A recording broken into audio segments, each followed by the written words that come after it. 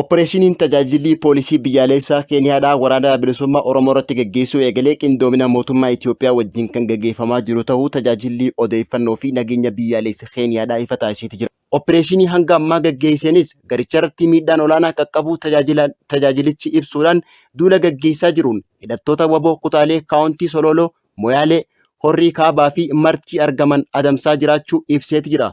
Opereeshiniin hanga ammaatti kutaalee kaawuntii Sololoo fi Martii keessatti gaggeeffameen meeshaalee waraanaa garichi itti fayyadamu, meeshaalee waraanaa jenereetarii, paanaalii aduu, kaameraa fi qoricha sammuu hadoochuu to'annaa jala oolchullee ibseeti jira.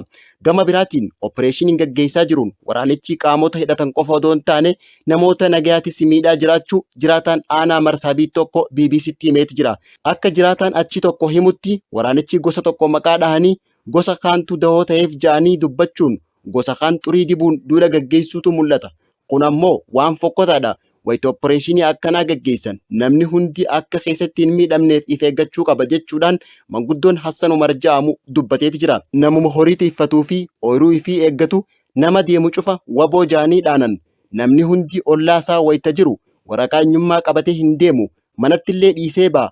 Nama waraqaa harkaa dhaban hunda tuman jechuudhaan dubbateeti jira. Ibsi Jeneraalli waraana Keeniyaadhaa guyyaa kaleessaa kanne waraanni naannoo daangaatti yakka hojjetu waliin jireenya aadaa Oromoo Booranaa Keeniyaa fi Itoophiyaa jiraatanii akka carraatti fayyadamuudhaan isaanitti maxxananii yakka hojjetan jee ibsa kanneen naannolee opereeshinii itti jabeessan Sololoo fi Marsaabiit ta'uu CNN guyyaa kaleessaa gabaasuunis ni yaadatama.